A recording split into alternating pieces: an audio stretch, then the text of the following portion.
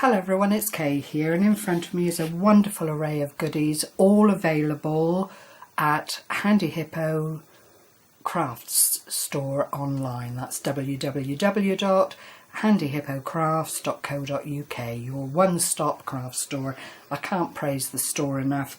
If you pop on over, there is actually a wonderful sale going on specific items certainly, but the sale ranges from 20 to 75% off, so it really is a good time if you don't know the store to go over, check it out, see what's on sale and see if you don't manage to bag some crafty bargains.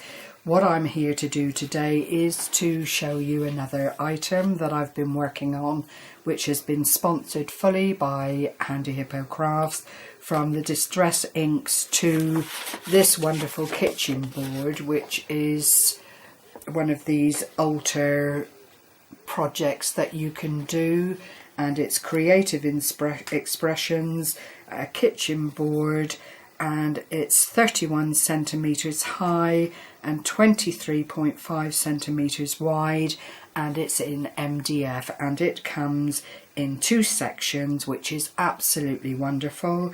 And you have then the kitchen style signage on the back piece of the board, and this front bit is actually a border, but I'll show you what I've done with it in a little while. But it really is an absolute delight to work with. I can't praise it highly enough. To decorate the board, I have used doilies, the Artiste acrylic paint, and this is sea spray. I've used a Dovecraft stamp with a pinning on it. And I know they're not highly fashionable these days, but some of us still do like to cover our clothes when we're working in the kitchen, needless to say. I've used the distress ink pads. This is a lovely taster pack available on Handy Hippo, and it's a great way to start if you're just starting out with mixed media or looking for different ways to add colour to the project that you're doing. And it is beautiful because it comes in several different colours, and there are several packs to choose from. So were you to be looking for a vintage style, then clearly you'd go for something like this. There are autumn colours. The array is absolutely incredible. And then there is the larger pad of Tim Holtz Distress ink. And again, it's just great to have something of this size that you can put your blender into.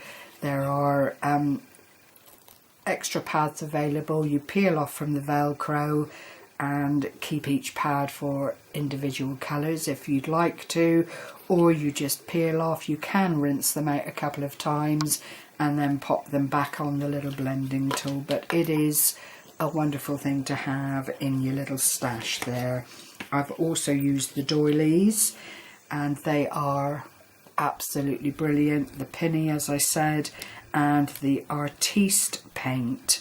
I've also pinched a little bit of baker's twine from my own personal stash, and I've used the very wonderful Mod Podge. This is the luster. I've had it for over a year. It was 8 fluid ounces at the onset, and it just keeps giving and giving and giving. It is a wonderful medium to work with. It can complete a project with a couple of sweeps of a brush and just gives it a bit more of a professional look, especially if you're a person that likes to alter boxes, or you want to fix a specific item onto a mixed media. This does act as a glue as well as a luster finish on whatever it is you're working on. So all in all, there are quite a few little items there that I've used, and it would probably be better if I got on with what I'm actually going to share with you today, having talked about all the bits and pieces. And here is the kitchen board complete with a very few additions. I'll try and go out a little bit so you can see That's as far as I can go, I think. It's quite a difficult thing to show at the right angle, but there is the kitchen aspect that I spoke about. This is the frame aspect, which you can lift up like so. If I show you at that angle, you can see what I mean. What I've done is taken some ordinary copier paper. I've done a little bit of inking on it using the distressed ink and the doily here, which I'm hoping you can see in the corner, and then off stamped the pennies so that they're not a huge feature within the project. I've also done the doily stamping all the way around the edge of the frame. I'm hoping it's being picked up here by the camera. I don't know if I can, let me see if I can bring it in for you. You just make out that doily finish on the frame, which just brings it all together. This pear and this lovely teapot are from Scrapberries, and they really are a delight to work with. Obviously they lend themselves to being coloured. They are very responsive to hot glue. I've just popped them on the frame as they were, and they've taken the distress inks really well. I've used a green and a little bit of the blue on the pear because, again, I wanted it to settle into the frame, not to be looking as though it's been an addition to the frame. I also purchased at a very reasonable price these little blackboard stamps here, and they've got a little glue dot on the back to actually put them onto the paper pad within the frame like so. And to change the frame, all you need to do, to change the paper, all you need to do is undo the baker's twine at the top here, change the paper pad, which I cut to size, and then replace it. And clearly you can use it as a shopping list, as a memory jogger.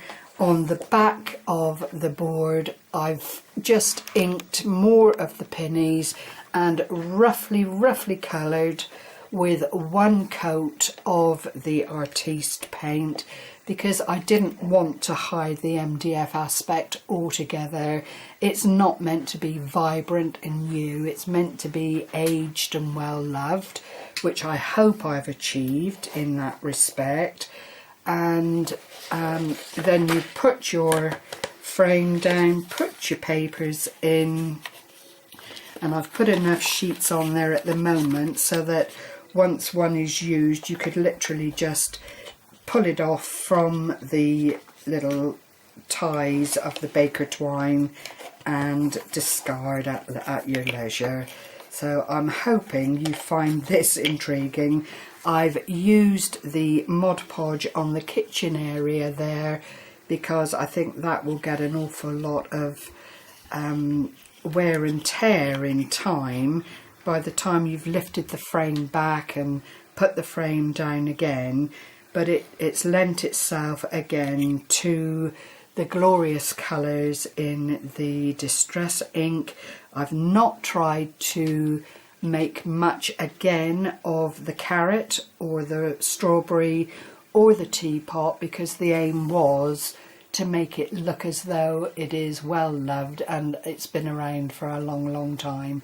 So I hope you'll agree I've achieved that, and it's all ready now to go on to someone's kitchen wall. So if it's something that you feel you would like, please leave a message underneath this video, and when I put it up onto my channel, which is not the Handy Hippo channel, I will be quite happy to pick a winner.